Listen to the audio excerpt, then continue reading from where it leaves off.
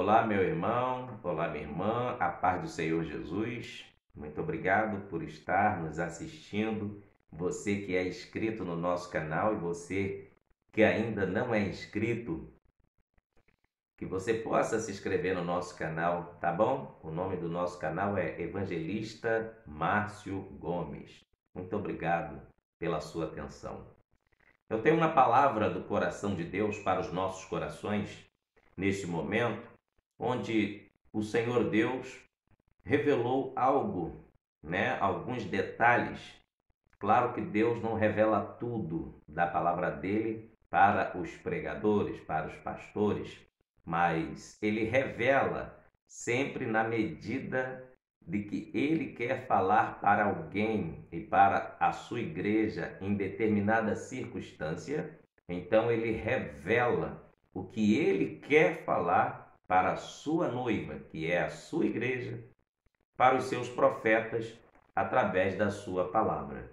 E eu quero compartilhar com você algo que Deus tem me revelado na sua palavra, que está registrado em Levíticos, capítulo de número 6, do versículo 8 até o 13.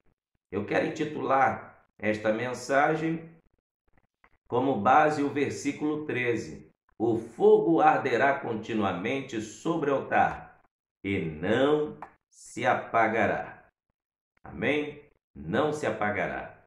Eu quero ler aqui, você que está com a sua Bíblia, nos acompanhe. Diz assim a poderosa palavra de Deus, a lei do holocausto, que é a epígrafe do texto. Falou mais o Senhor a Moisés, dizendo: dá ordem a Arão e a seus filhos, dizendo: esta é a lei do holocausto.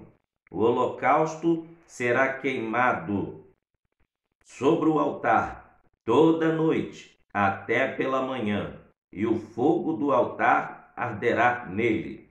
E o sacerdote vestirá sua veste de linho e vestirá as calças de linho sobre a sua carne, e levantará a cinza quando o fogo houver consumido o holocausto sobre o altar, e porá junto ao altar. Depois despirá as suas vestes, e vestirá outras vestes, e levará a cinza fora do arraial para um lugar limpo. O fogo, pois, sobre o altar arderá nele, não se apagará, mas o sacerdote acenderá lenha nele cada manhã, e sobre ele porá em ordem o holocausto, e sobre ele queimará a gordura das ofertas pacíficas. O fogo arderá continuamente sobre o altar, não se apagará. Amém. Esse texto sagrado, a Bíblia nos informa, a partir do versículo 8, que o Senhor Deus fala com seu servo Moisés como intermediador entre Deus e a nação de Israel. Moisés era um intermediador entre Deus e os sacerdotes da nação de Israel. Fato este é até comprovado em Números, capítulo de número 12. Isso mesmo, o próprio Deus fala que ele mesmo se comunicava direto com Moisés. Por isso que Moisés é denominado como um intermediador entre Deus e a nação de Israel. Vejamos em Números capítulo 12, do versículo 7 ao 8, chegando no versículo 8 até a parte A. Olha o que diz Números capítulo 12, versículo 7 em diante. Não é assim com meu servo Moisés, que é fiel em toda a minha casa? Boca a boca falo com ele, e de vista, e não por figuras, pois ele vê a semelhança do Senhor. Preste atenção, Moisés aqui é confirmado por Deus como um mediador entre Deus e os sacerdotes, os profetas e a nação de Israel. Então, quando nós lemos aqui em Levíticos, capítulo 6, do versículo 8 em diante, o Senhor falando desta maneira, e falou o Senhor a Moisés, dizendo: dá ordem a Arão e a seus filhos, dizendo: Esta é a lei do holocausto. Deus então queria que em Israel tivesse um altar para holocaustos, porque o altar era o símbolo, do Calvário. No altar já havia um apontamento, já havia uma descrição para a obra salvífica de Cristo no Calvário. Então Deus fala para Moisés desta maneira: dá ordem a Arão a seus filhos, dizendo: o holocausto será queimado sobre o altar toda a noite até pela manhã. Preste bastante atenção. É bom lembrar também que em 1 Pedro capítulo 2, versículo 9, a Bíblia vai chamar a igreja de geração eleita e de sacerdócio real. Por quê? Quando Cristo, ele foi elevado aos céus, ele assumiu a posição de nosso eterno sumo sacerdote. Tanto é que a epístola ou a carta aos Hebreus está registrado desta maneira, que o Senhor Jesus Cristo é o nosso eterno sumo sacerdote. Por quê? O sumo sacerdote tinha a responsabilidade de uma vez ao ano adentrar ao Santo dos Santos, aspergir sangue na tampa da arca, que era chamada de propiciatório. E quando Deus aceitava o sangue da vítima que era aspergido sobre o propiciatório, toda a nação era perdoada. Toda a nação era perdoada através do clamor do sumo sacerdote. E em resposta da oração do sumo sacerdote, para Deus provar que havia perdoado a nação inteira, Deus enviava a sua glória dentro do local chamado Santo dos Santos, onde estava a arca com os querubins. Aleluia! Os querubins sempre aparecem onde está o trono de Deus. Os querubins, na Bíblia inteira, de Gênesis a Apocalipse, você só vai encontrar onde está entronizado o trono de Deus. E quando a glória de Deus vinha em forma azulada dentro do santuário, no Santo dos Santos, era para comprovar que o próprio Deus estava presente, recebendo aquele sacrifício e adoração do povo. E Cristo também, uma vez por todas, adentrou ao Santo dos Santos, que é as mansões celestiais. E ali ele se ofereceu no Calvário como o próprio sacrifício vivo. E quando ele adentra as mansões celestiais, Deus perdoa todo aquele que chega e se apresenta ao Senhor Jesus Cristo, porque ele é a nossa propiciação. Então, encontramos no Calvário um tipo do sacrifício no altar do Antigo Testamento. Através das simbologias do altar do Antigo Testamento, que apontava para o sacrifício de Cristo no Calvário, podemos entender a obra de redenção que foi realizada na cruz do Calvário. Agora, preste atenção, o altar também tinha um modelo. A Bíblia vai nos mostrar o modelo do altar. O modelo do altar era que o formato dele era quadrado. Ele media 2,25 metros de largura por 1,35 metros de altura. E também o altar era feito de madeira de acácia, porém era revestido de bronze. Ele era revestido de bronze ou cobre. Por que ele era revestido? Porque a madeira em contato com o fogo, ela se derrete, ela se dissolve, porque ela não aguenta altas temperaturas. Mas se ela fosse revestida com bronze, com metal, cobre, ela aguenta qualquer temperatura de fogo. O altar com a madeira de acácia revestido de bronze representa o Espírito Santo revestindo a vida daquele que vem para Cristo.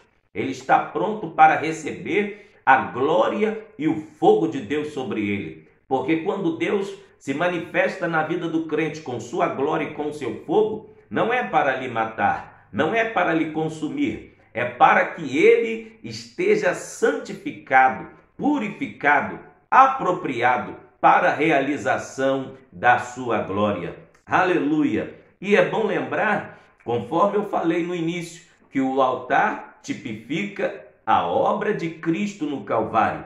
Então, um dos exemplos e tipos que Cristo realizou lá no Calvário, que apontava o altar para a obra de Cristo no Calvário, é a expiação.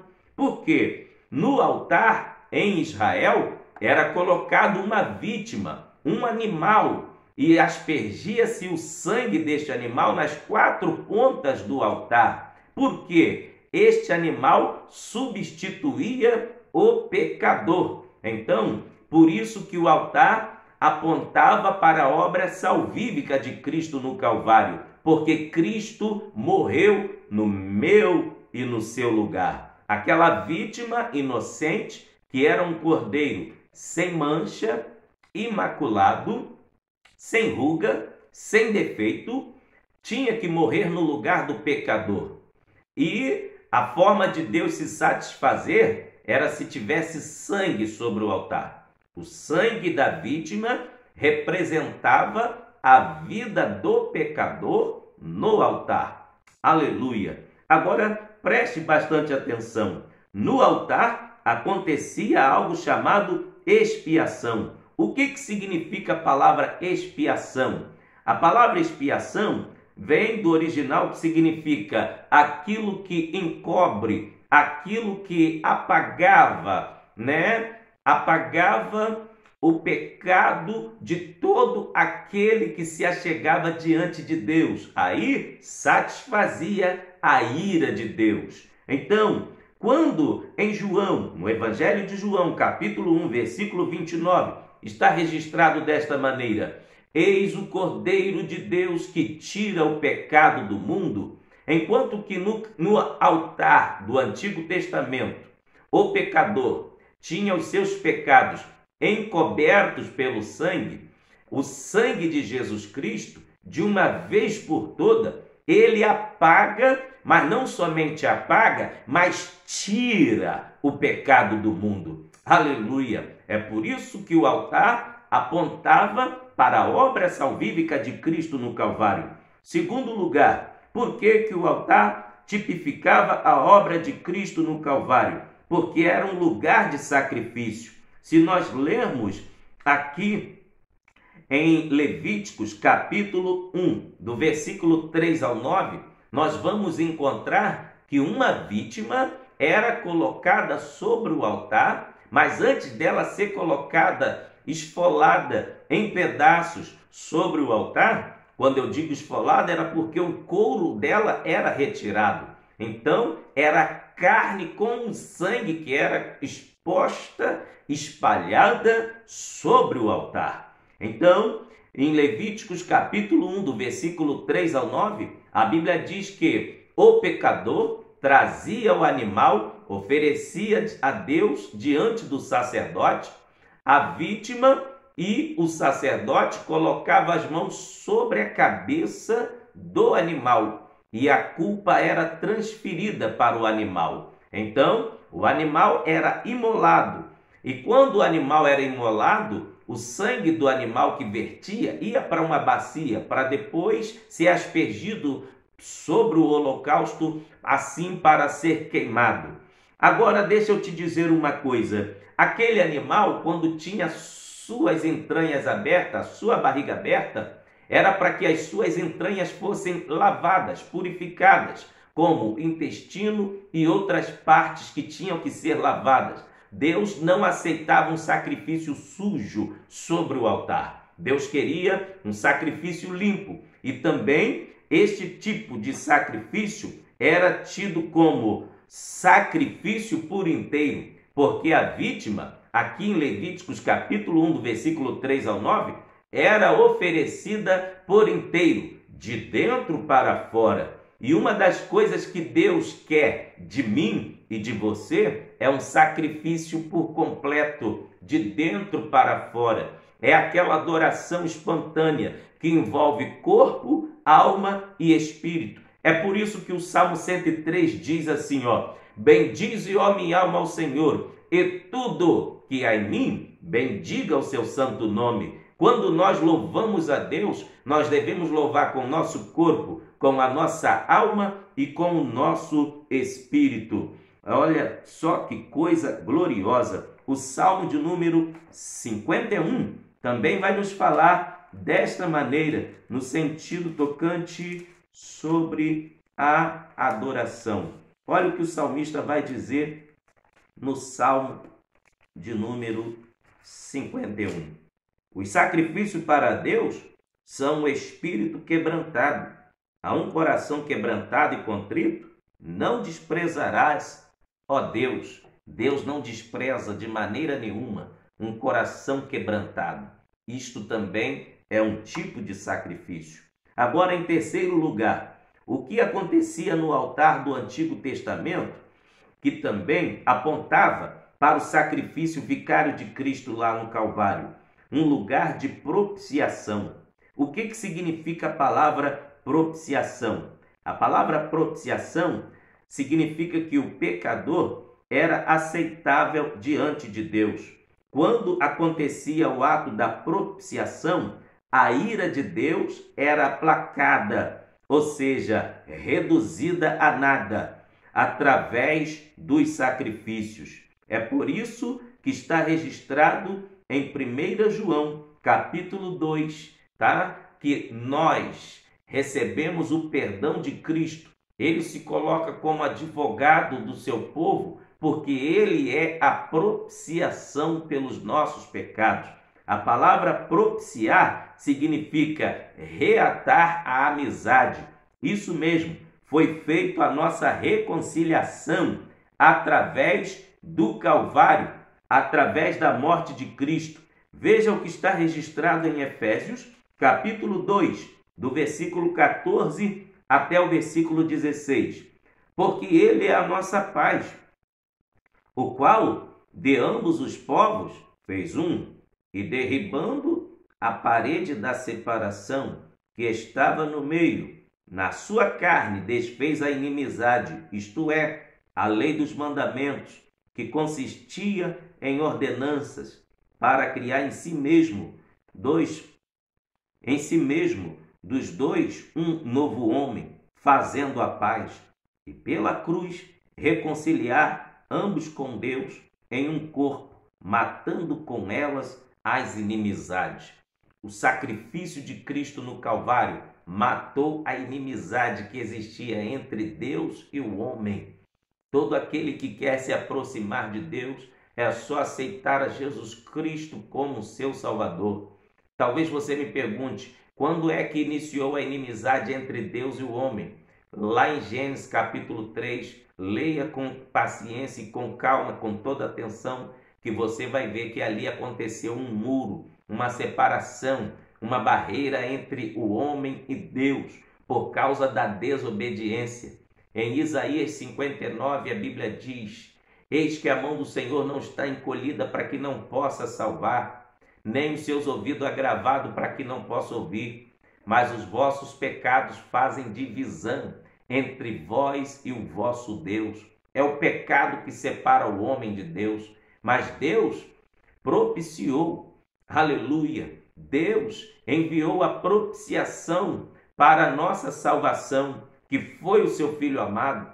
Em João 3,16 está escrito: porque Deus amou o mundo de tal maneira que deu o seu Filho unigênito, para que todo aquele que nele crer não pereça, mas tenha a vida eterna. Então, no altar acontecia a propiciação, e por esta razão, quando o povo tinha a sua inimizade com Deus apaziguada, já apontava para o sacrifício vicário de Cristo no Calvário. Em quarto lugar, o Calvário também foi um lugar de redenção. E o que acontecia no altar dos holocaustos? Quando oferecia-se sacrifício, o povo era redimido. A palavra redenção é originária do alfabeto grego, que significa aquele que compra e tira fora do mercado de escravos. Cristo nos comprou através do seu sangue, lá na cruz do Calvário. Vamos ver o que está registrado em 1 Pedro, capítulo 1, versículo 18 e o versículo de número 19. Olha o que a Bíblia vai nos dizer. Sabendo que não foi com coisas corruptíveis, como prata ou ouro, que fostes resgatados da vossa vã maneira de viver, que por tradição recebeste dos vossos pais, mas com o precioso sangue de Cristo, como de um cordeiro imaculado e incontaminado. Então está aqui as razões do altar do Antigo Testamento apontar para o sacrifício de Cristo no Calvário.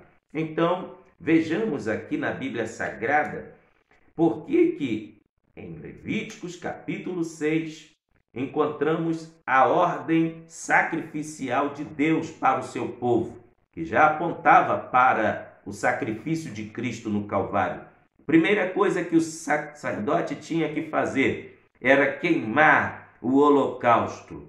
Aleluia! Olha, a primeira coisa está registrada em Levíticos capítulo 6, versículo 9. O holocausto deveria ser queimado.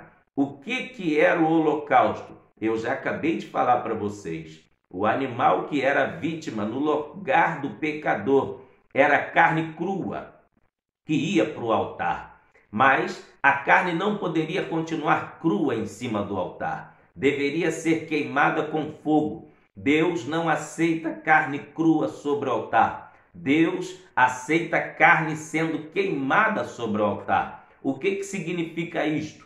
A minha vida e a tua vida deve ser entregue por completo para Deus diante do altar. Vejamos que em Levíticos capítulo 1, do versículo 3 ao 9, a vítima era inteira de dentro para fora, tanto as suas carnes como as suas entranhas eram queimadas sobre o altar. Deus quer meu corpo, alma e espírito sobre o altar. Deus também, além de querer minha alma e meu espírito em retidão na sua presença, Ele quer que a minha carne e a sua carne seja queimada com o fogo do Espírito Santo. Deus não aceita um crente vazio do Espírito Santo. É por isso que em Atos capítulo 1, versículo 8, a Bíblia diz: mas recebereis a virtude do alto,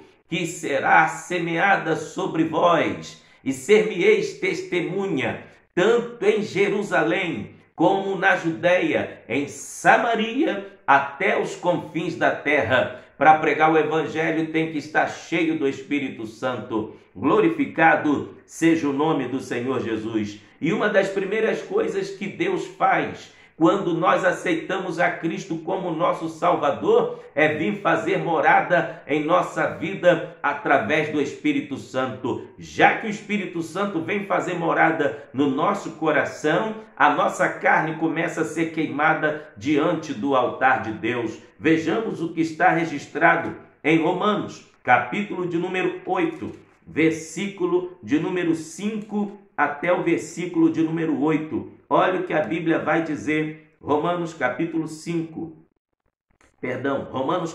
8, do versículo 5 ao 8, diz assim: porque os que são segundo a carne inclinam-se para as coisas da carne, mas os que são segundo o Espírito para as coisas do Espírito. Porque a inclinação da carne é morte, mas a inclinação do Espírito é vida e paz.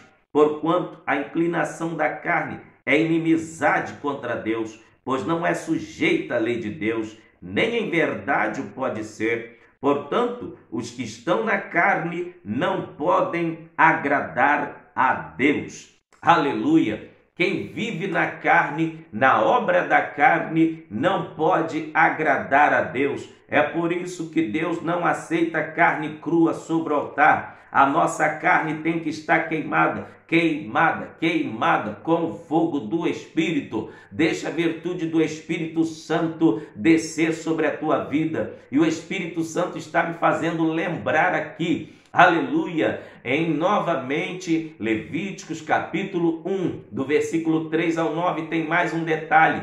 A vítima era oferecida por completo. Sabe o que significa isto? Deus não aceita sacrifício pela metade. É de dentro para fora. Deus quer tudo no altar. Sabe o que significa isto? Deus quer tudo que te pertence no altar. Deus quer seu corpo no altar, sua alma no altar, seu espírito no altar, sua família no altar, suas finanças no altar, porque Deus tem que ter participação até na nossa vida financeira, porque é Ele que te dá saúde para trabalhar. Se você não tiver saúde, você não consegue trabalhar um dia durante o mês. Então, quando recebes o pagamento, Deus tem que ter participação no dízimo, nas ofertas. Sabe por quê? Tudo vem dele, é para ele, para a glória dele, para a honra dele. Deus quer tudo no altar, o teu glória a Deus no altar, suas línguas de fogo que você foi batizado com o Espírito Santo, Deus quer diante do altar. Deus quer tudo, tudo, tudo, tudo no altar. Salmo 103 diz: bendiz, ó minha alma, ao Senhor, e tudo que é em mim bendiga o seu santo nome. Deus quer tua família no altar, Deus quer o seu esposo no altar, Deus quer a sua esposa no altar, Deus quer seus filhos no altar. Talvez você está dizendo: mas o meu marido ainda não é crente. Coloque o seu joelho no chão, dobre o joelho, adore a Deus, porque Deus vai trazer ele para o altar junto com você.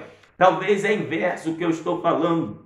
Você que está me assistindo, talvez você está dizendo: talvez a minha esposa não é crente, pregador. Como que é isto? Deus quer eu e minha esposa no altar. Dobre o seu joelho, vai para o joelho, ore, porque Deus vai trazer ela para o altar também, o altar da adoração. Glorificado seja o nome do Senhor. E assim sucessivamente. Se tiver filho afastado da casa do Senhor, vai para o joelho, porque Deus vai trazer ele para o altar. Nada vai ficar fora do altar. Deus quer tudo no altar, e tudo que te pertence, coloque diante do altar de Deus. Aleluia. Deus queria, aleluia, carne queimada sobre o altar. Sabe por quê? Carne crua não presta para Deus diante do altar, porque a carne crua é cheiro de morte.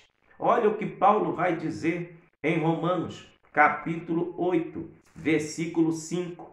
Está bem explícito, está bem explicado para nós. Olha só: porque os que são segundo a carne inclinam-se para as coisas da carne, mas os que são segundo o Espírito, para as coisas do Espírito. Aí a explicação vem: por que carne crua tem cheiro de morte? Olha o versículo 6. Porque a inclinação da carne é morte, mas a inclinação do Espírito é vida e paz. Aleluia! Então não vale a pena viver na carne. O que significa viver na carne?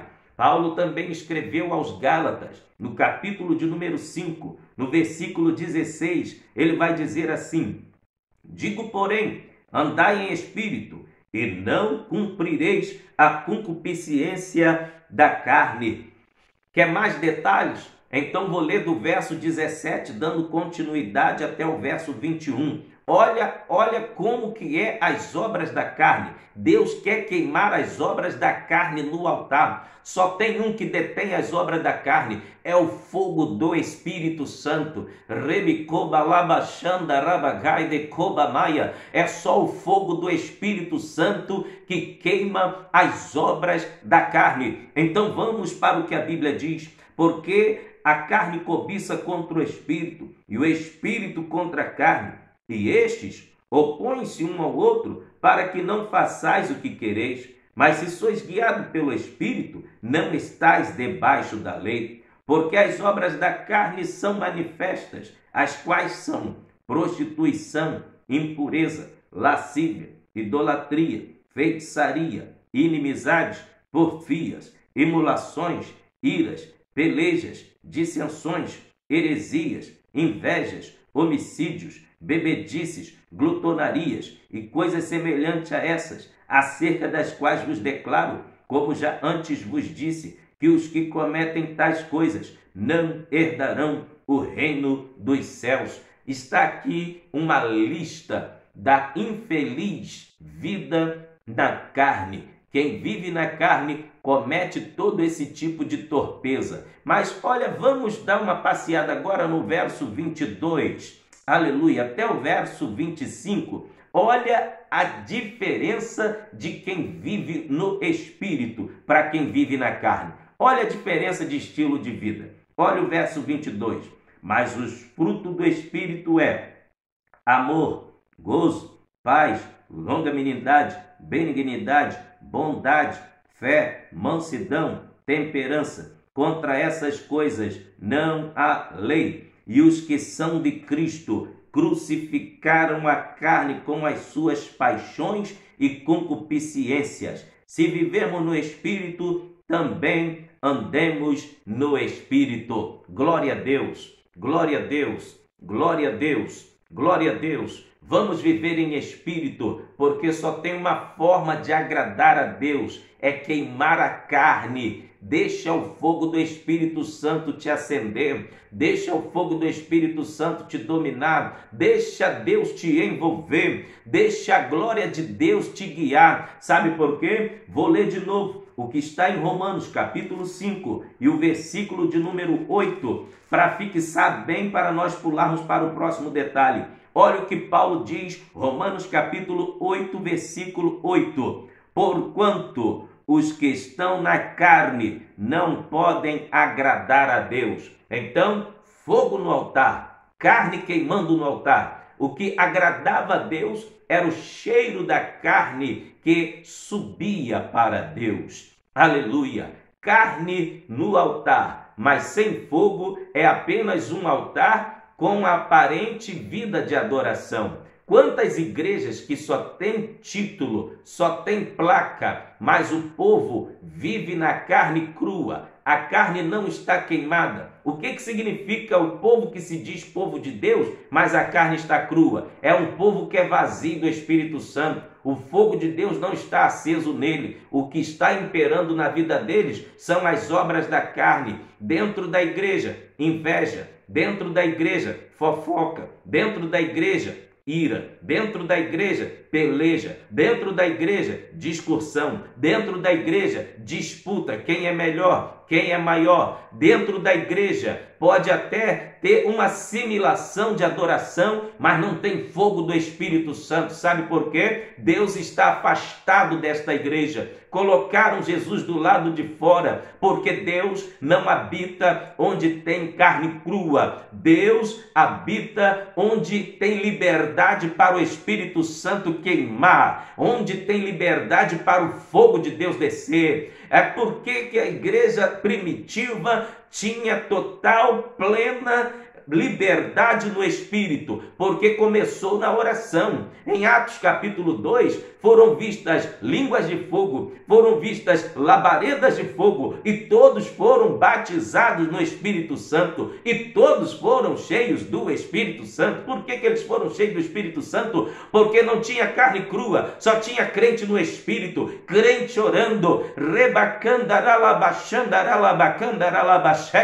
Quem ora é cheio do Espírito Santo. Quem ora não tem tempo para fazer a vontade da carne. Quem ora agrada a Deus. Quem vive cheio do Espírito Santo, ele é uma tocha viva, é uma tocha acesa diante de Deus.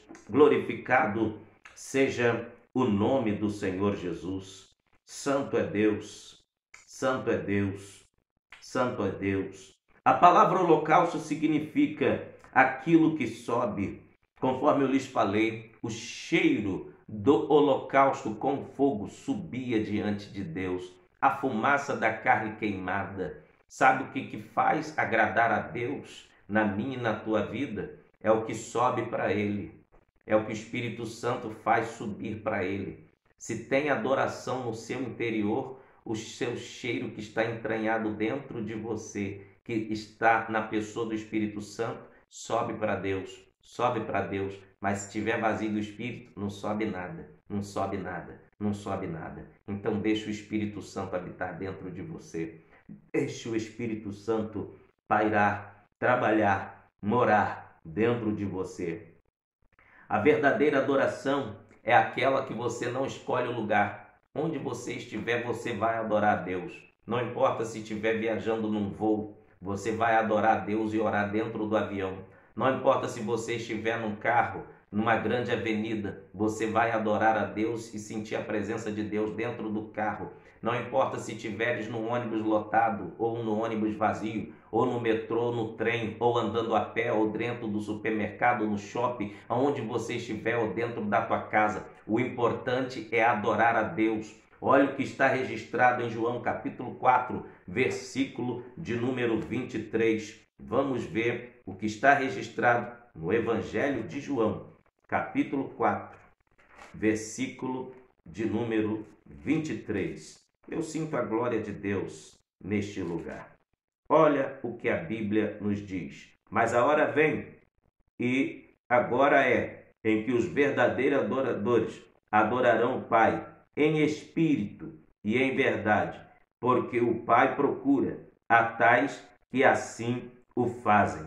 Veja no versículo 23 que a palavra espírito aqui não está com a inicial maiúscula, está com a inicial minúscula. Esse espírito aqui que Jesus está falando é o espírito do homem, é aquilo que está entranhado dentro dele, tá? Então, quem adora a Deus, adora em espírito. Você tira de dentro de você para dar o melhor para Deus, em espírito e em verdade. Porque uma coisa é dizer que está adorando a Deus da boca para fora, mas se está saindo daqui de dentro, o céu recebe. Aí só tem uma coisa que é compatível com o Espírito de Deus, é o nosso espírito. O nosso espírito se comunica com o Espírito de Deus. Se você estiver adorando com o seu espírito, na mesma hora o Espírito Santo vai grudar na tua adoração e fazer ela subir como um aroma para Deus, como um aroma, como um incenso suave diante de Deus. Mas se você estiver na carne, só da boca para fora, Deus não recebe, o céu não recebe.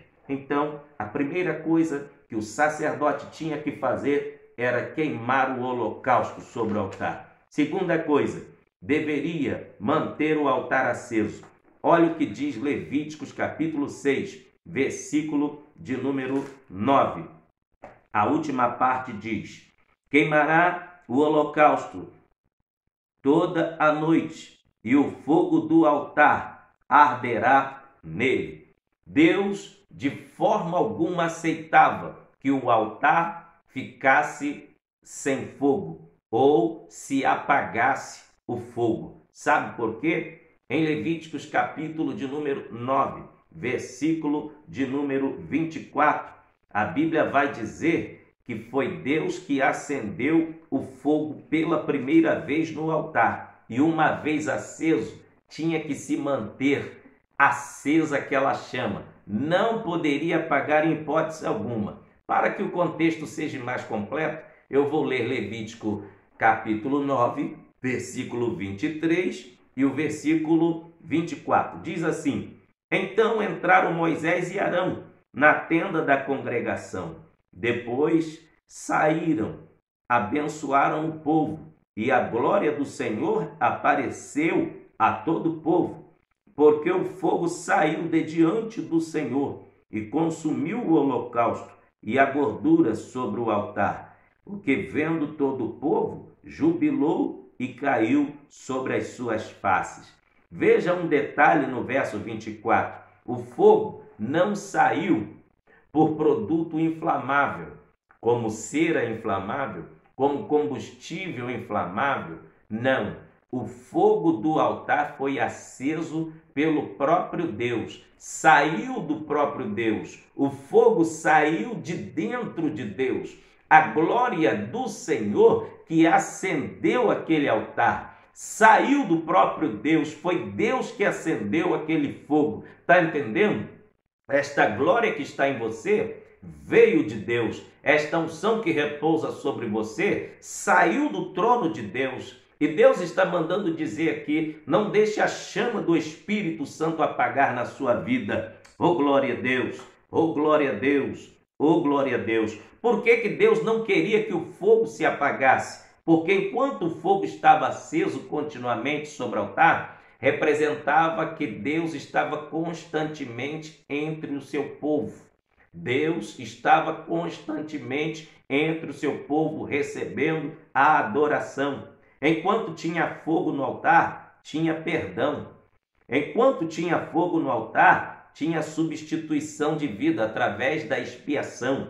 Enquanto tinha fogo no altar, tinha propiciação. Existia novas amizades entre Deus e o homem, apaziguamento da ira. Deus aplacava a sua ira através da propiciação.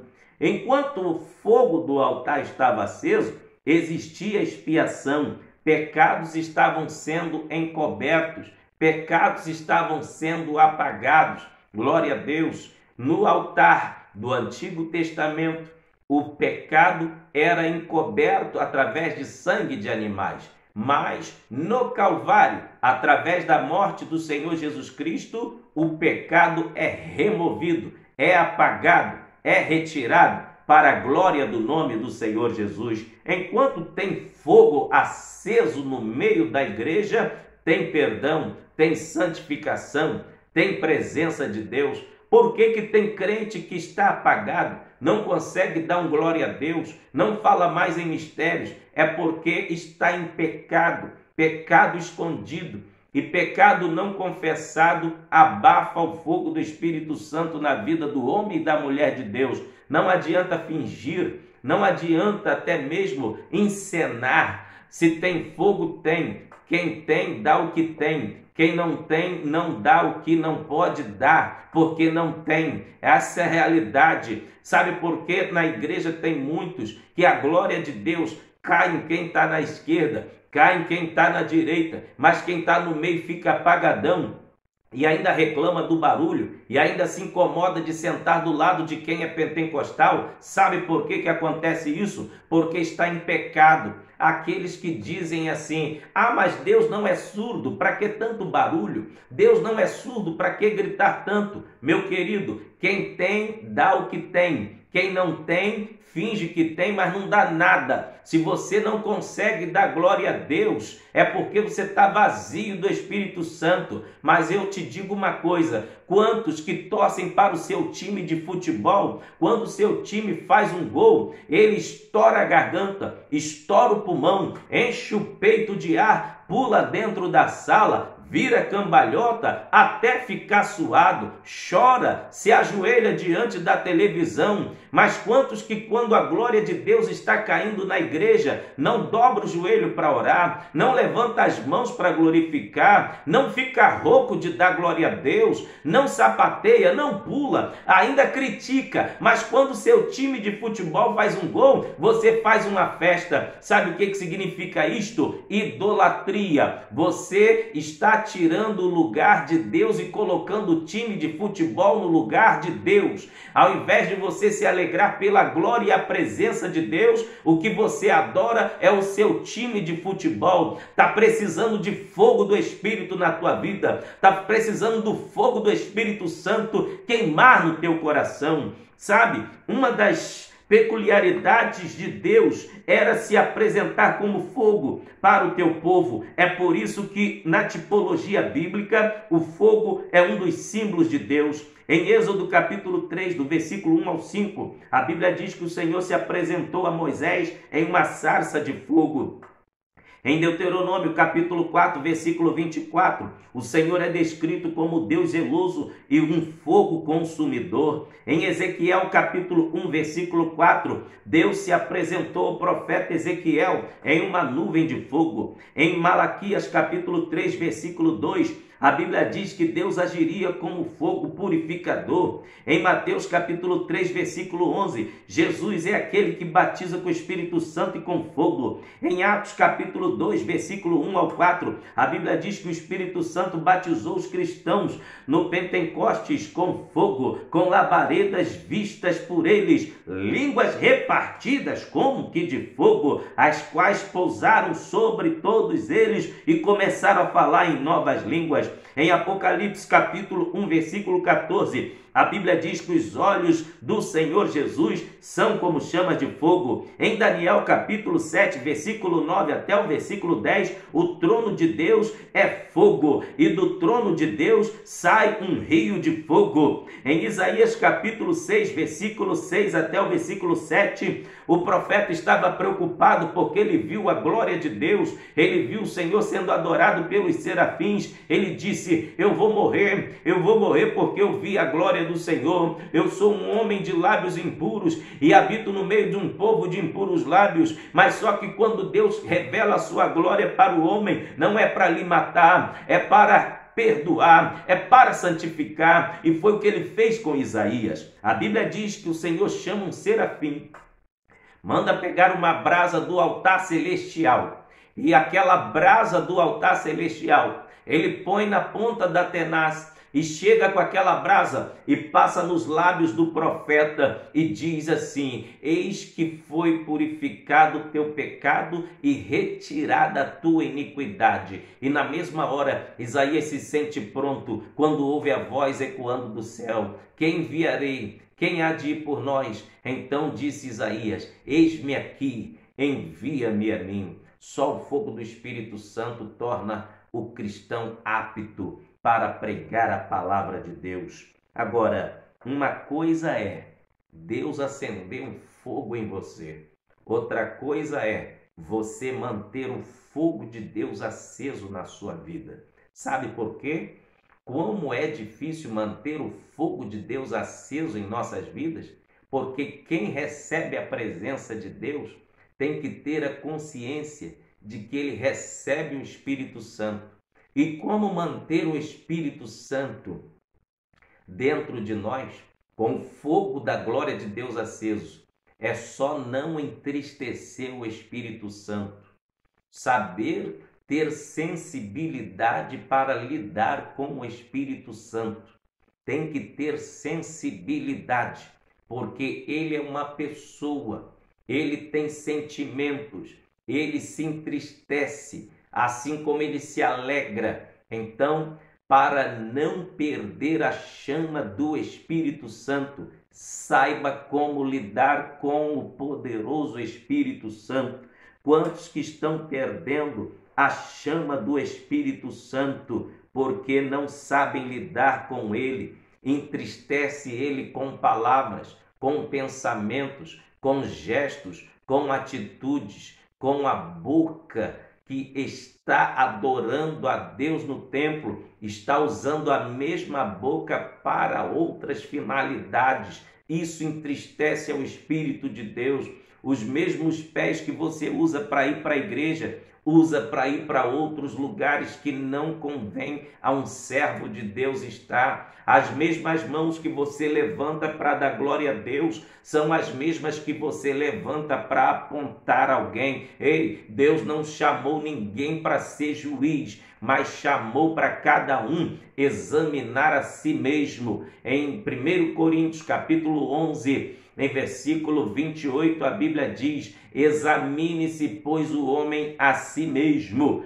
Quando nós temos sensibilidade de que o Espírito Santo que mora, habita em nós, é sensível, fazemos de tudo para não entristecê-lo. É por esta razão que é admoestado 5 vezes no capítulo 6 de Levíticos, do verso 8 até o verso 13. 5 vezes é admoestado para a nação de Israel: não deixe o fogo apagar, o fogo continuará aceso. Não deixe o fogo apagar, o fogo continuará aceso. E na tipologia bíblica, o número 5 significa oportunidade. Eu estou tomado da unção de Deus para lhe dizer aqui nesta hora: você está tendo a oportunidade de ser cheio de ser cheio, de ser cheio, de ser cheio do Espírito Santo. Não se esvazie, não entristeça o Espírito de Deus, a qual está selado para o dia da redenção. Se no dia da redenção, que é o dia do arrebatamento, você tiver entristecido o Espírito Santo, você não vai ouvir o toque da trombeta, infelizmente vai ficar para a grande tribulação, mas que o Espírito de Deus que está em mim e em você, que Deus tenha misericórdia de nós, que possamos ser sensíveis à voz do Espírito Santo, ser guiado por Ele, amá-lo e também abrigá-lo com todo amor em nosso interior, de tal forma que nós façamos de tudo para não entristecê-lo. Por esta razão, o fogo não pode se apagar. Agora, vamos para a terceira ordem de Deus. O que o sacerdote deveria fazer? Está no versículo 10, Levíticos 6:10. O sacerdote deveria vestir as vestes sacerdotais para ministrar dentro do santuário.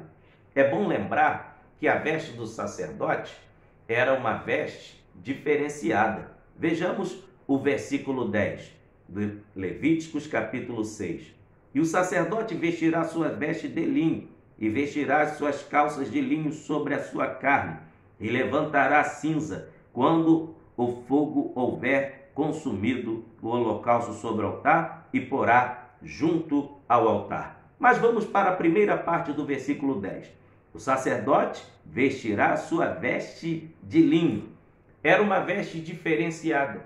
O linho, na tipologia bíblica, representa as justiças de Deus.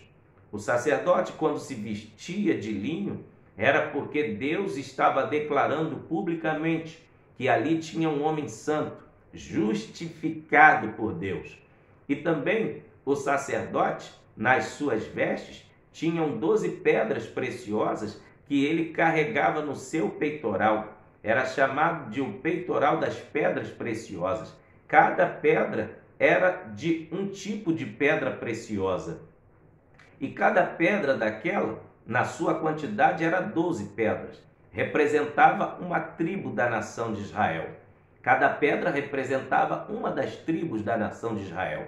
E por que carregava no peito?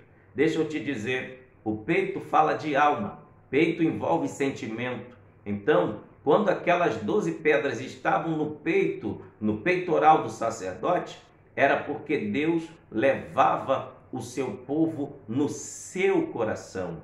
O coração é lugar de amor, coração é lugar de carinho, coração é lugar de afago, coração é lugar de proteção, onde você abriga as melhores coisas, onde você guarda aquilo que você tem com maior amor e carinho. Eu quero dizer que Deus tem te guardado dentro do seu coração. Deus tem te guardado dentro do coração dele, para que você jamais seja esquecido por ele. Outra indumentária do sacerdote era o turbante sobre sua cabeça, mas abaixo do turbante colocava-se uma tiara dentro da mitra e fixava na sua testa e amarrava atrás da sua nuca. Por que aquela mitra era fixada sobre a testa do sacerdote? A mitra era feita de ouro, e o ouro era para brilhar mesmo na testa do sacerdote. Só que naquela mitra, naquela lâmina de ouro, existia uma frase: porque todo aquele que olhasse para o sacerdote, porque o ouro brilha. Todo mundo, todo ser humano é chamado a atenção pelo brilho do ouro. A sua atenção volta-se para tudo aquilo que brilha. Todo ser humano é assim. E quando o sacerdote passava e todos olhavam para a mitra brilhante na testa do sacerdote, ele se deparava com uma frase dizendo: santidade ao Senhor. E quando todo israelita olhava para a testa do sacerdote, se deparava com aquela frase, ele entendia que ele tinha que ser santo. E aquele brilho daquela mitra na testa do sacerdote representava a glória do Senhor sobre a face do sacerdote, na vida do sacerdote. É por isso que em Números está registrado desta maneira a bênção aroâmica: Que o Senhor te abençoe e te guarde.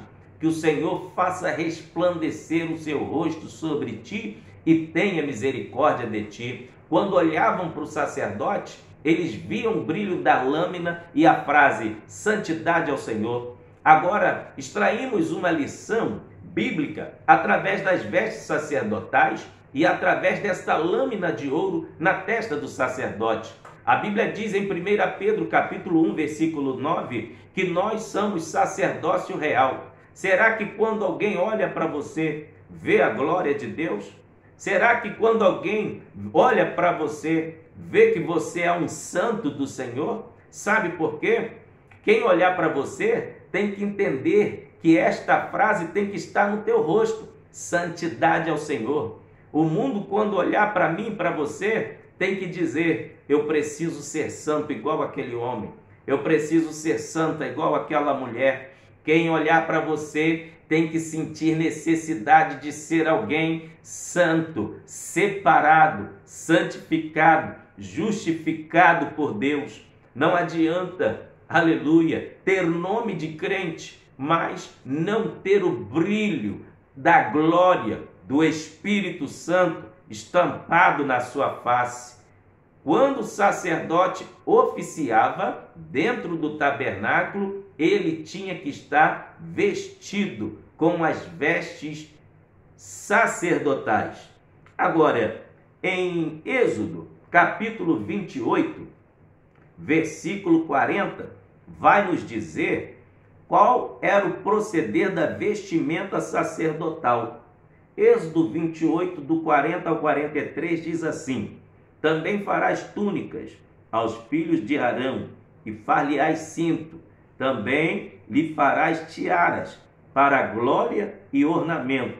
Foi o que eu te expliquei. A roupa sacerdotal era para quem olhasse, ver e sentir a glória de Deus na vida do sacerdote. Então é por isso que está registrado aqui no final do verso 40, que a roupa sacerdotal era para glória e ornamento. Continuando a leitura, verso 41, e vestirás com eles a Arão, teus irmãos, e também seus filhos, e os ungirás, e os consagrarás, e os santificarás, para que me administrem o sacerdócio. Faze-lhes também calções de linho, para cobrirem a carne nua, serão dos lombos até as coxas, e estarão sobre Arão e sobre seus filhos quando entrarem na tenda da congregação, ou quando chegarem ao altar para ministrar no santuário, para que não levem iniquidade e morram dentro do santuário. Isto será estatuto perpétuo para ele e para a sua semente depois dele. Aqui está bem relatado, para a sua semente depois dele. Em Gálatas, Paulo vai dizer que todo aquele que aceita Cristo pela fé se torna Israel de Deus. Então, esta palavra aqui, este mandamento, se perpetuou até o tempo da nova aliança.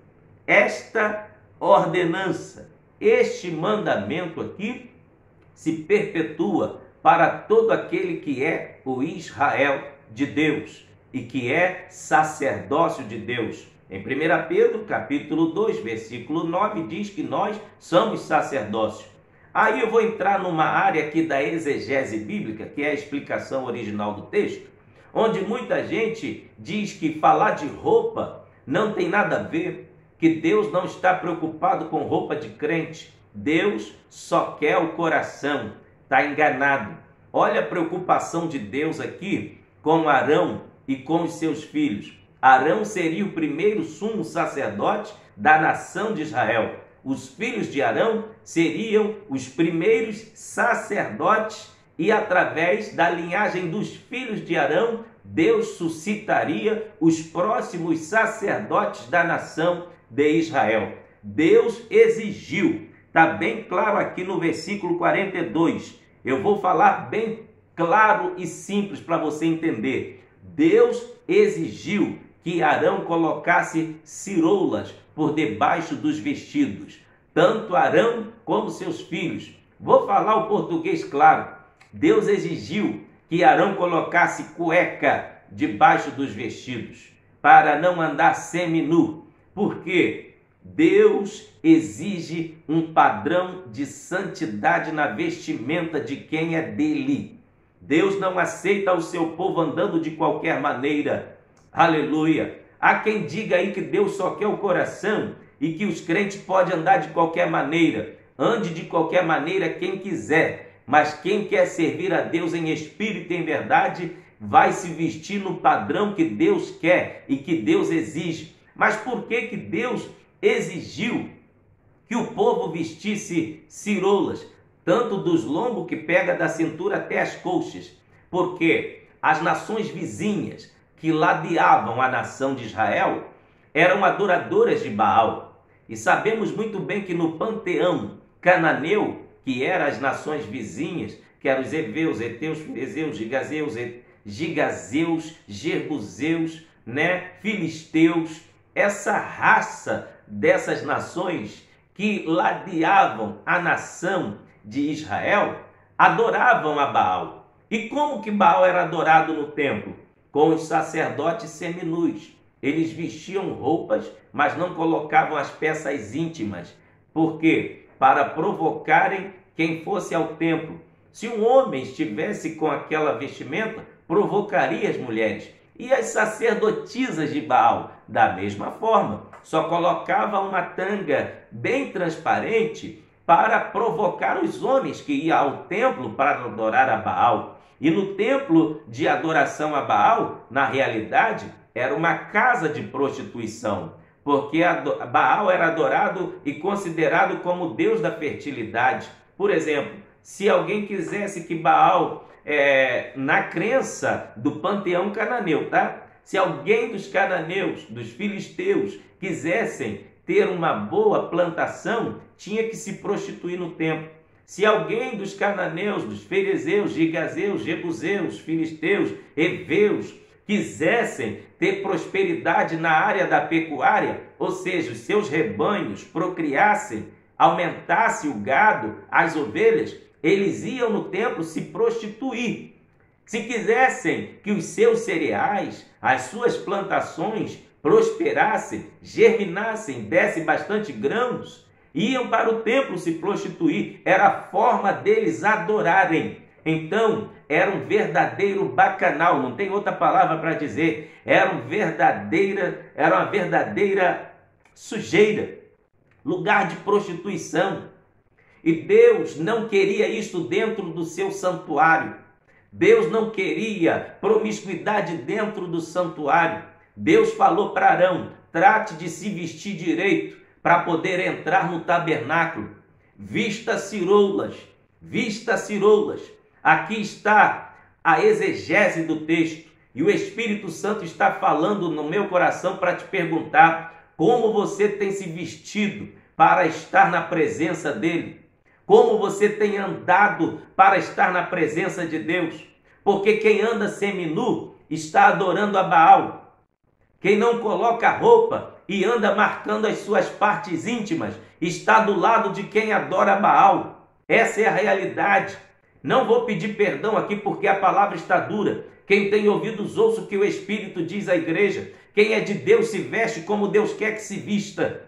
Estamos vivendo uma época, em algumas igrejas que nós vamos pregar, em alguns congressos, tem homens que estão usando calça apertadinha, esmagando os seus volumes da frente, para mostrar os seus volumes, para provar que é homem. Que negócio é esse? Homem que é homem de Deus se veste decentemente, não se veste como um prostituto. A casa de Deus não é boate, a casa de Deus não é lugar de forró, a casa de Deus não é lugar de prostituição, a casa de Deus é lugar de santidade, é lugar de adoração. Quem tem ouvidos ouça o que o Espírito diz à igreja. Quantas mulheres também que se dizem mulher de Deus, só porque está por recomendação médica fazendo exercício na academia, não honra mais nem os seus maridos, colocam a camiseta curta, colocam uma bermuda leg e uma camiseta curta até no umbigo e vai desfilando pelas ruas, vai até a academia, mostrando as suas partes íntimas. Para Deus é como que você estivesse nua, minha querida. Não faça isso. Honre o marido que Deus te deu, porque Deus vai te cobrar. O peso da mão de Deus virá sobre você. Quando você estiver se arrumando para ir para qualquer lugar, mesmo que seu marido não estiver do seu lado, pense que se ele estivesse do seu lado, como que ele se comportaria? Como que ele agiria? Ele estaria aprovando a tua forma de se vestir? Deixa eu dizer algo aqui, tomado pela unção do Espírito de Deus. A tua nudez pertence ao teu marido e não é para outros homens ficarem olhando, fedendo a carne crua, querendo igual um abutre subir para cima de você. Por esta razão que muitos casais têm se dado à traição. Por esta razão, muitas mulheres têm traído seus maridos. Por esta razão, muitos maridos têm traído suas mulheres. E o Espírito de Deus está dizendo aqui que sensualidade não combina com santidade. Deus exige santidade dentro da tua casa e Deus exige santidade do seu povo, conforme está registrado em 2 Coríntios capítulo 5, versículo 17. Quem está em Cristo, nova criatura é. As coisas velhas já se passaram, eis que tudo se fez novo. É um novo vestir, é um novo andar, um novo falar, um novo pensar, um novo caminhar. Quem tem ouvidos ouça, quem tem ouvidos ouça, quem tem ouvidos ouça, quem tem ouvidos ouça o que o Espírito Santo diz às igrejas. Aleluia! Receba a glória de Deus que eu estou sentindo aqui agora. Receba a presença do Espírito Santo sobre a tua vida neste momento, porque a graça e a glória de Deus está sobre a minha vida. E receba a unção de Deus sobre a tua vida através desse vídeo neste momento. Aleluia! Era necessário o sacerdote se vestir daquela maneira para ter um reconhecimento. E não vem me dizer que crente não é conhecido por causa das vestes, é só por causa do brilho no olhar. Desde quando Deus vai querer você pela metade? O teu rosto só vai brilhar se todo o teu corpo estiver compatível para que o Espírito Santo esteja dentro de você. Isso mesmo. Deus é aquele que trabalha por completo. Aleluia. Glória a Deus. Glória a Deus. Glória a Deus. Então o sacerdote deveria vestir as vestes santas. Agora, veja o restante do versículo. Ele tinha que vestir as calças de linho sobre a sua carne.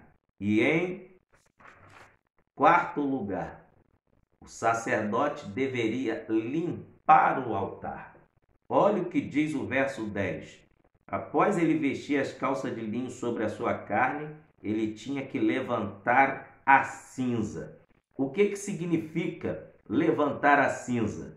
Todos os dias, pelas manhãs, o sacerdote deveria tirar as brasas acesas, colocar em um local à parte para não se apagar com lenha, entrar dentro do altar com uma espátula e raspar os cantos do altar, porque durante toda a noite pingou gordura e queimou carne e sangue no altar, sobre o altar.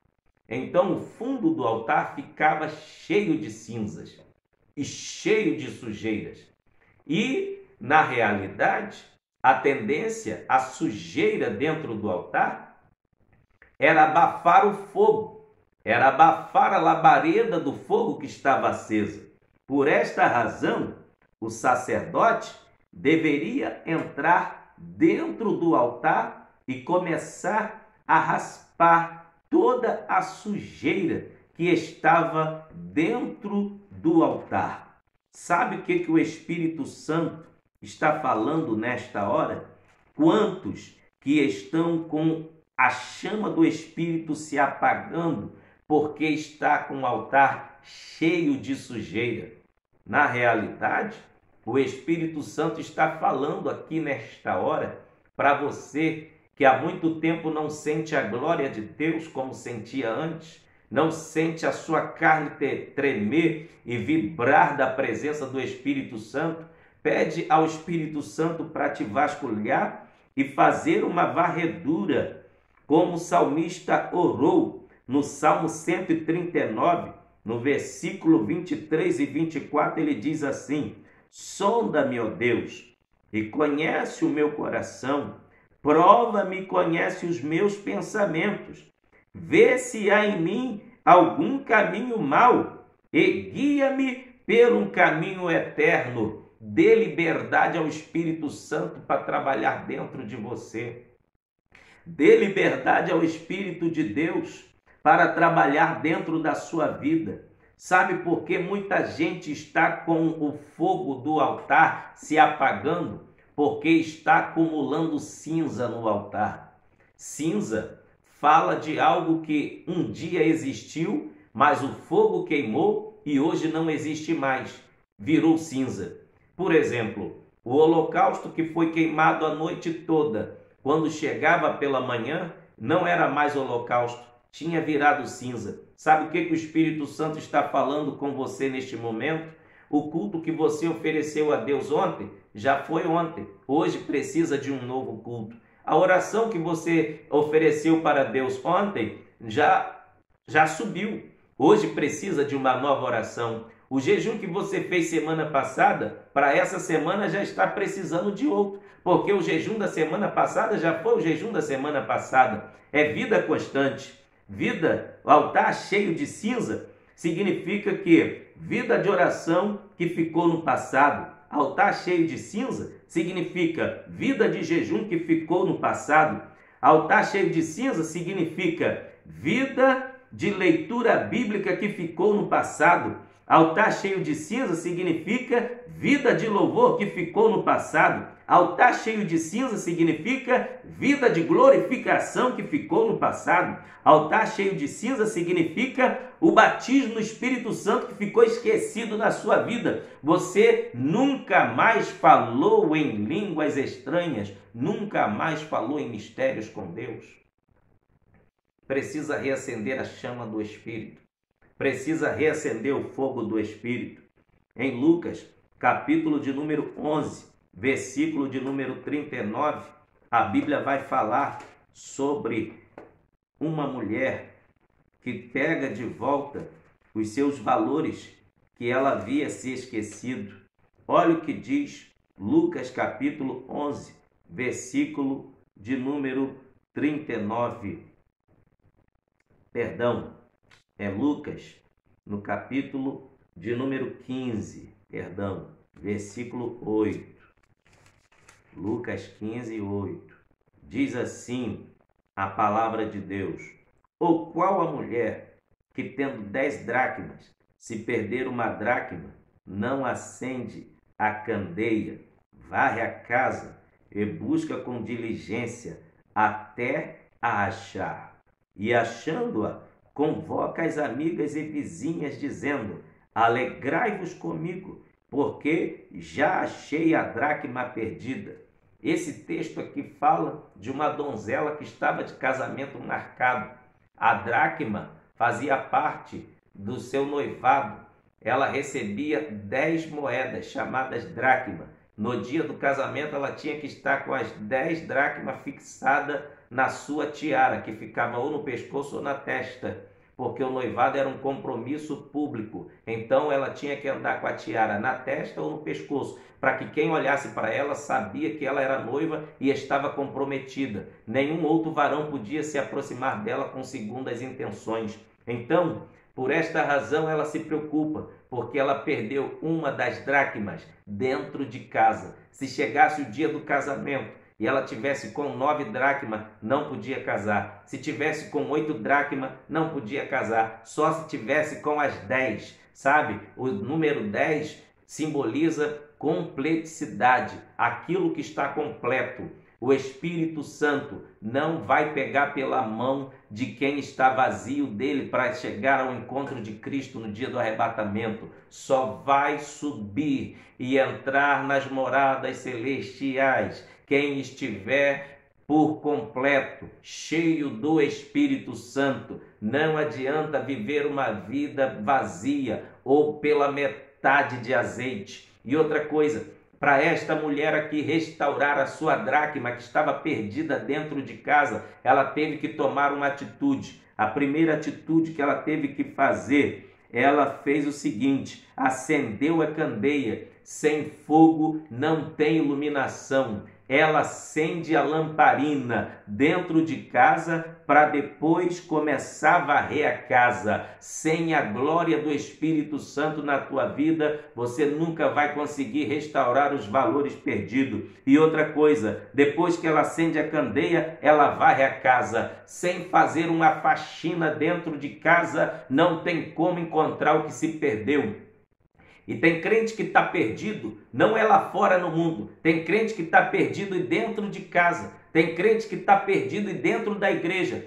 Ele perdeu a unção, não glorifica mais, não tem mais visões de Deus, não tem revelação bíblica, não canta mais cânticos espirituais, não tem mais comunhão com o Espírito Santo, mas está dentro da igreja, está com seu interior todo sujo. Sujo de quê? Mágoa, falta de perdão, falta de comunhão com seus irmãos. Ele, se andar numa calçada pela rua da cidade e ver aquele irmão que ele está de mal, ele até muda de calçada. Ei, o Espírito de Deus está dizendo nesta hora: faça uma faxina no seu interior. Faça como aquela mulher, pegue a vassoura e começa a varrer. Pegue a vassoura e começa a varrer. Varre, varre, varre, varre. Enquanto aquela mulher varreu aquela casa no seu interior, sabe o que aconteceu? Ela achou a dracma perdida, porque ela buscou com diligência até achar. Sabe o que significa isto? A voz da sua consciência tem que estar intacta. Você tem que ter a consciência de que se você está bem, o arrebatamento acontecer agora, você subirá. Mas também você tem que ter a consciência que se você estiver mal, estiver faltando alguma coisa, você ainda tem tempo de se consertar. Existe uma vassoura,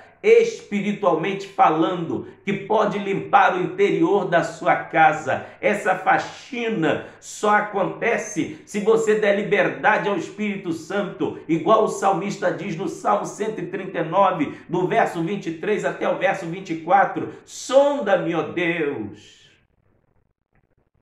vê se há em mim algum caminho mau,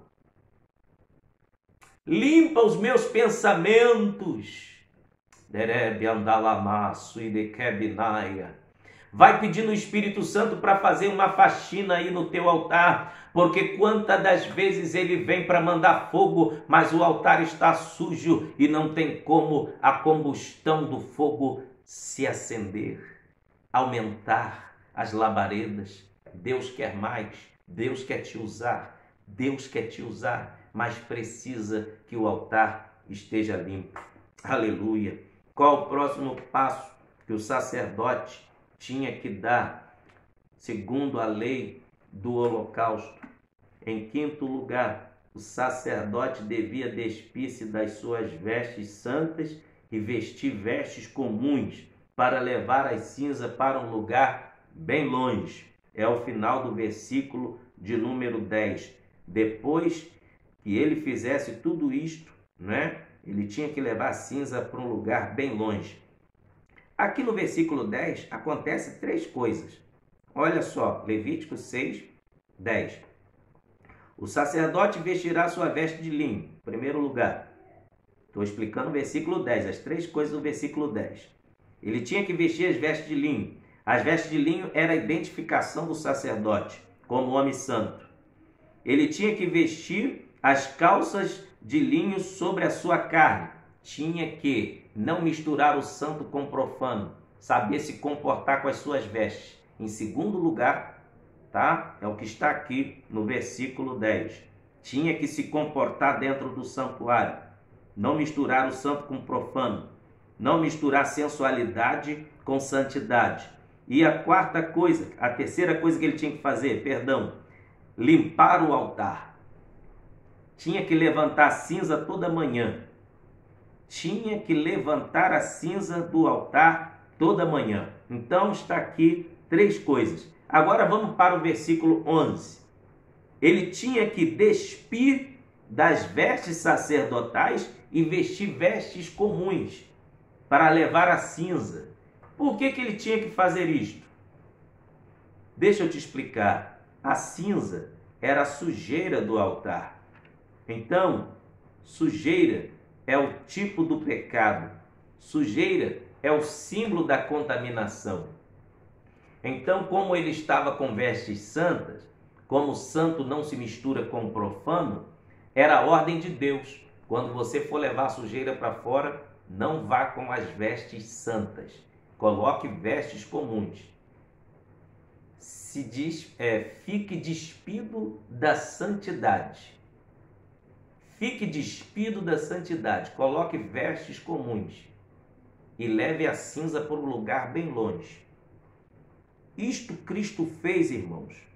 E está registrado em Filipenses, capítulo de número 2. E o versículo de número 5 em diante. Para Cristo levar todos os nossos pecados na cruz do Calvário, ele se despiu da sua glória e se tornou homem, se fez homem e sofreu morte, morte de cruz.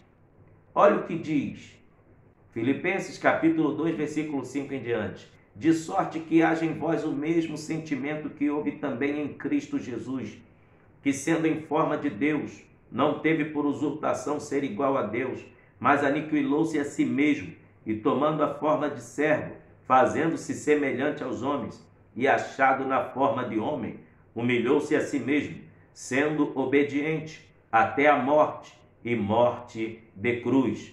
Pelo que também Deus o exaltou soberanamente, e lhe deu um nome que é sobre todo nome, para que ao nome de Jesus se dobre todo o joelho dos que estão nos céus, na terra e debaixo da terra, e toda língua confesse que Jesus Cristo é o Senhor, para a glória de Deus Pai.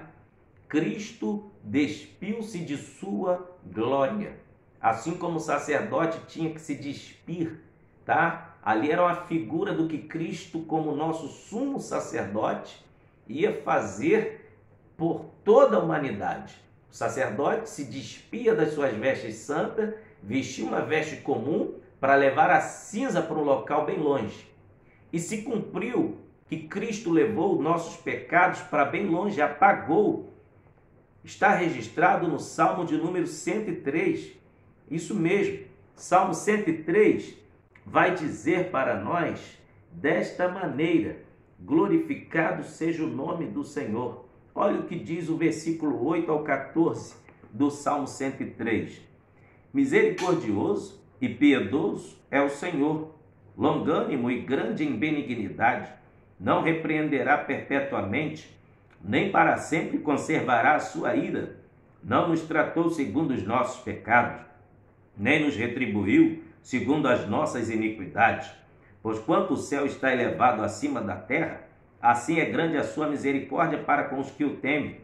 Porquanto está longe o oriente do ocidente, assim afasta de nós as nossas transgressões.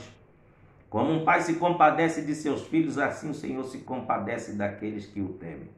Agora o versículo-chave para explicar que assim como a cinza era levada para bem longe, a iniquidade, a impureza do altar era levada para bem longe, o verso 12, no contexto do Salmo 103, vai dizer: quanto está longe o oriente do ocidente, assim afasta de nós as nossas transgressões.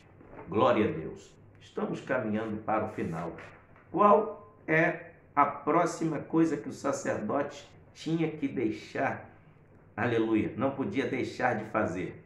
Não poderia deixar apagar o fogo do altar. E depois, o sacerdote deveria acender lenha nele todas as manhãs. Está registrado no versículo aqui em Levíticos, tá? O versículo de número 12. O fogo, pois, arderá nele, não se apagará, mas o sacerdote acenderá lenha nele cada manhã.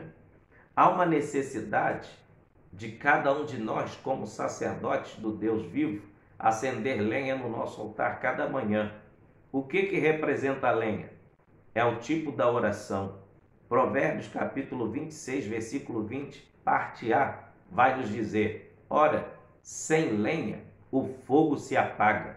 Então, precisamos de orar para que Deus venha abençoar as nossas vidas em tudo que pusermos as nossas mãos. Deus honra a oração. Tudo parte da oração. Por isso que em Efésios capítulo 6, versículo 18, o apóstolo Paulo vai dizer desta maneira: orando em todo o tempo.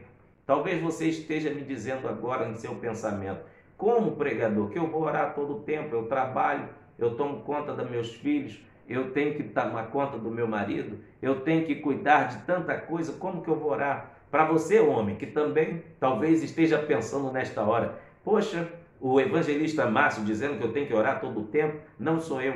É Efésios capítulo 6, versículo 18, Paulo escreveu: orando em todo o tempo. Você pode usar uma arma poderosa que Deus deu para cada ser humano, que é o pensamento.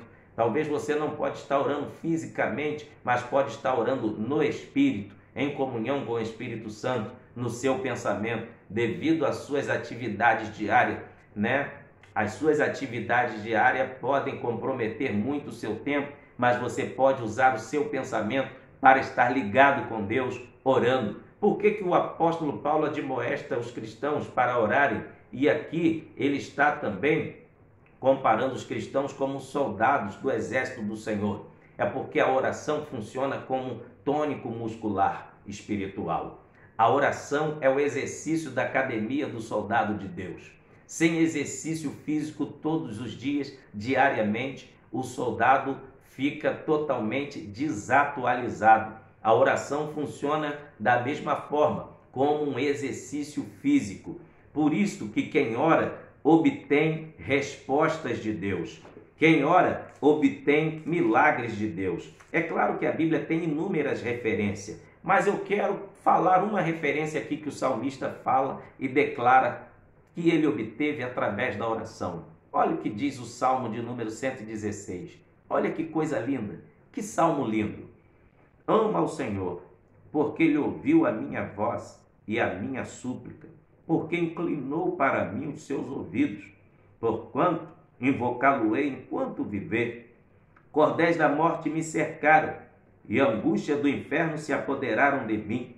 Encontrei aperto e tristeza. Então invoquei o nome do Senhor, dizendo: ó Senhor, livra minha alma. Piedoso é o Senhor e justo. O nosso Deus tem misericórdia. O Senhor guarda os simples. Estava abatido, mas Ele me livrou. Olha quanto livramento o salmista recebe através da oração. O Senhor livra ele da morte. O Senhor livra ele do ataque do inimigo. O Senhor livra ele das angústias do inferno, que é depressão. O Senhor livra ele da cova. O Senhor livra ele de todo perigo. Por esta razão ele faz um pacto com Deus. O versículo 2 ele diz na parte final: por isso invocá-lo-ei enquanto viver. Deus é poderoso para responder às nossas orações. Por isso, não deixe faltar lenha no teu altar. Sem lenha o fogo se apaga. Não tinha como o sacrifício ser aceito diante de Deus se o altar estivesse sem lenha. Sem lenha não tinha como queimar o holocausto. E se não tivesse fogo, como que o aroma do sacrifício ia subir? Deixa eu te dizer uma coisa. Tem muita gente querendo fazer muita coisa para Deus, mas está faltando oração. Sem oração, meu querido, sem lenha, não tem combustão para fogo. E se Deus precisa do aroma da sua adoração para chegar até as narinas dele, é lógico que você precisa orar. Quer pregar e Deus receber a sua pregação? Vai para o joelho.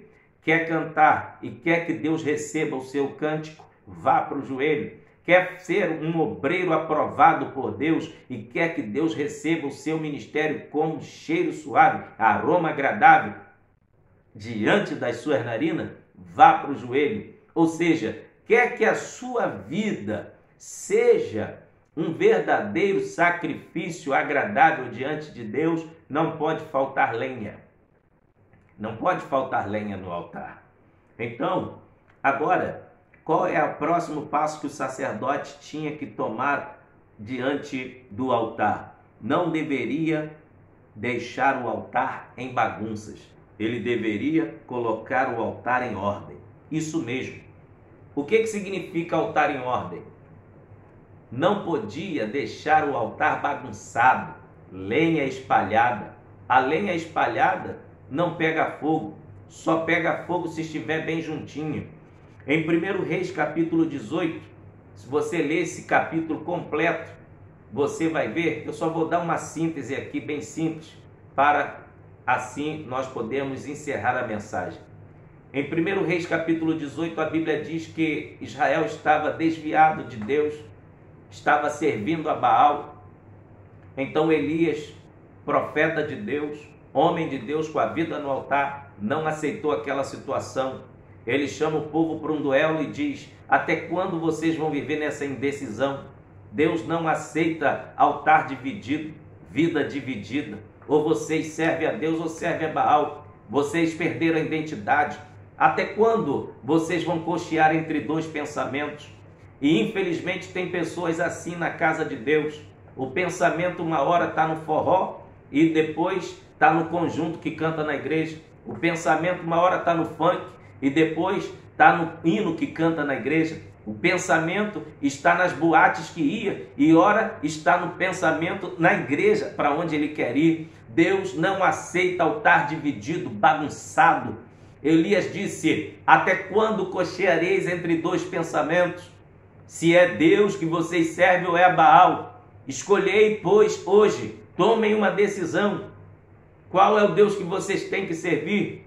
Por quê? Em Israel existia muito profeta naquela época de Elias, mas não era profeta verdadeiro, eram profetas de Baal. O total era de 850 profetas, 400 de Baal e 450 profetas era de Azera. O adjetivo feminino, né? Era a união feminina de Baal, Azera. Agora deixa eu lhe dizer uma coisa. Elias, tomado da glória de Deus, não aceitou aquela situação, chamou o povo para um duelo e disse: a partir de hoje, vocês querem saber qual é o verdadeiro Deus? Vamos para o Monte Carmelo, vamos levantar um altar. Eu quero fazer um desafio a vocês. Se Baal realmente é o Deus do fogo, como vocês dizem que ele manda no trovão, raio é fogo, trovão é fogo. Se Baal realmente manda no trovão e manda no fogo, e se ele tem poder sobre a tempestade, ele vai mandar raio, vai mandar fogo sobre o altar que vocês vão levantar. Mas se Baal não é Deus, não vai ter fogo.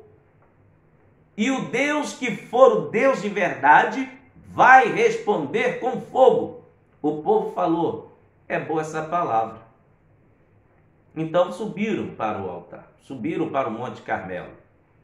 Chegando no Monte Carmelo, começaram a clamar, levantaram um altar para Baal, começaram a clamar pedindo fogo.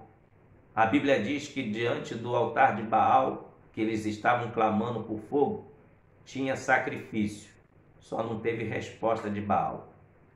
Tinha clamor, mas não teve resposta de Baal. Tinha dança, mas não tinha resposta de Baal. Tinha sacrifício humano, porque até se cortaram com faca para sair o sangue das suas veias, para provocar, segundo eles diziam, o contexto histórico diz que eles diziam que se eles se cortassem, o cheiro de sangue provocava movimentos de Baal. Mas cadê Baal? Se cortaram, fizeram até sacrifício humano, o que Deus nunca exigiu. Tá? O que Deus nunca exigiu, fizeram por Baal. Então, Baal não respondeu. Clamaram a manhã inteira. Quando foi chegando ao meio-dia, Elias começou a zombar deles e começou a dizer: ó, grite mais alto. Talvez Baal está viajando. Grite mais alto, talvez Baal é surdo. Grite mais alto. Meus queridos, a Bíblia diz que eles fizeram tudo, mas não houve som nem voz. Sabe por quê? Baal era feito por mãos de homens.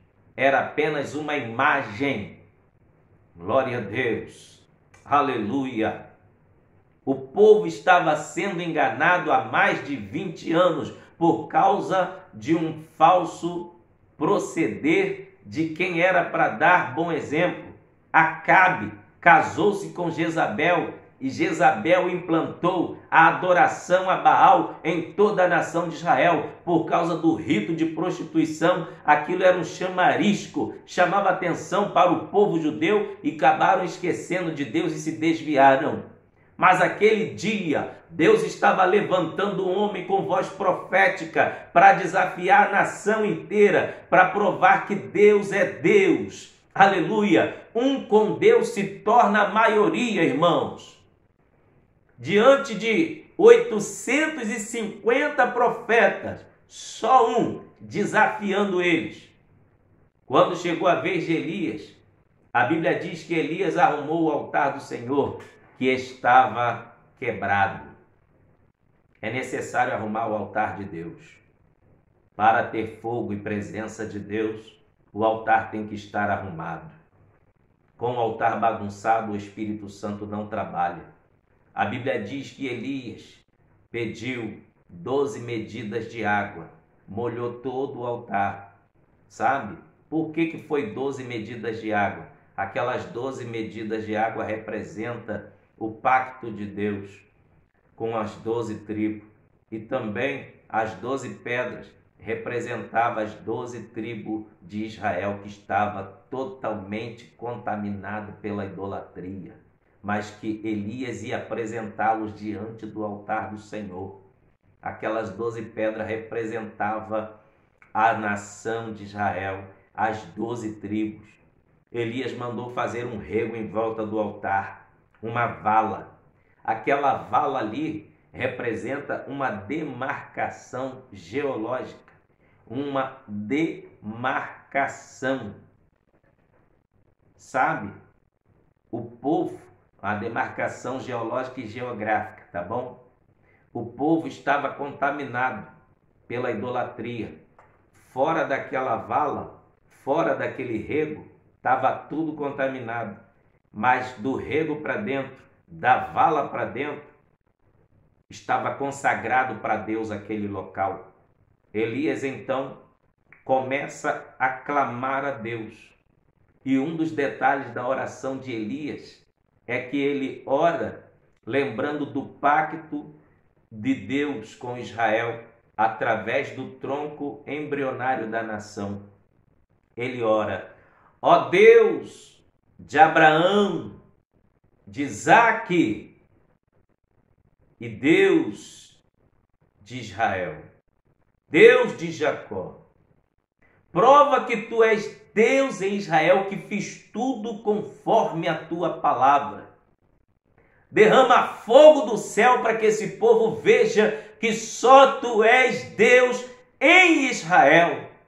Quando ele ora assim, Deus em Israel, é porque Deus não estava em Israel. Mas através da oração de Elias, Deus ia se manifestar na nação de Israel novamente. Porque uma coisa é a pessoa dizer que ela é de Deus e Deus estar nela. Outra coisa é a pessoa dizer que ela é de Deus e Deus não está nela. Israel dizia que era o povo de Deus, que era a nação de Deus, mas Deus não estava em Israel, por causa do comportamento da nação de Israel se curvando a outros deuses. A Bíblia diz que na mesma hora, quando Elias acabou de orar, Deus mandou fogo do céu, o fogo queimou o holocausto. Sabe, quando o fogo de Deus queimou o holocausto, também queimou, aleluia, lambeu a água que estava no rego, que molhou todo o altar. Por que Elias molhou todo o altar? para depois não haver desculpa para o povo dizer que teve dedo de homem que jogou algum produto inflamável ali para queimar aquele holocausto, aquele sacrifício. Quando Deus quer operar, não tem dedo de homem. Estava tudo molhado mesmo para não ter possibilidade de alguém dizer que o Deus de Israel era um Deus que trabalhava por trás dos bastidores e era um Deus camuflado. Não, Deus não é Deus de incertezas. O nosso Deus é Deus de certezas.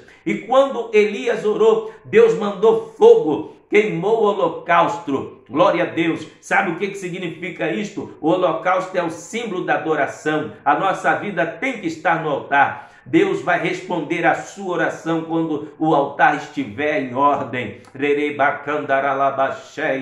E outra coisa que aconteceu através da oração de Elias, a Bíblia diz que o fogo queimou o holocausto e também queimou as pedras. Aleluia!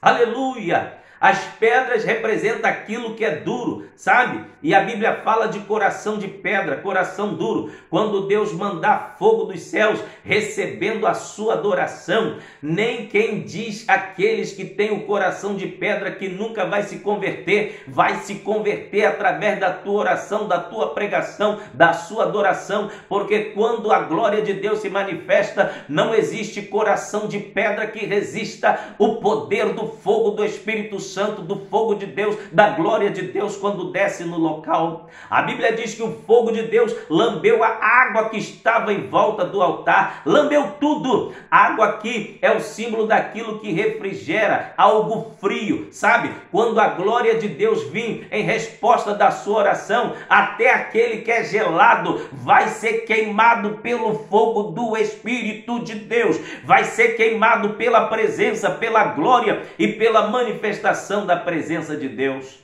Aleluia! E a Bíblia diz que o fogo lambeu até o pó.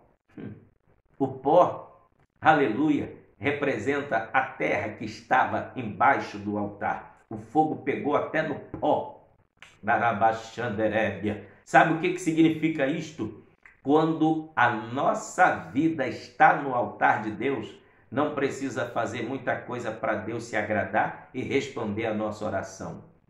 O pó fala de pequenos detalhes.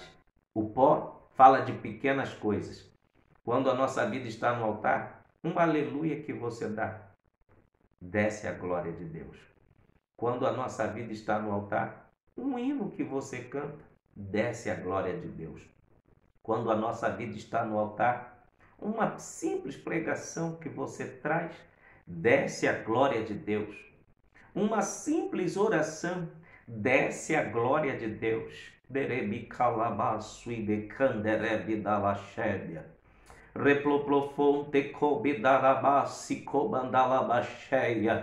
Vale a pena estarmos com a nossa vida no altar. Sabe por quê? Você não vai precisar fazer muito esforço. É só estar com a vida no altar. E o mínimo que você fizer, Deus vai se revelar grande na sua vida. Aleluia!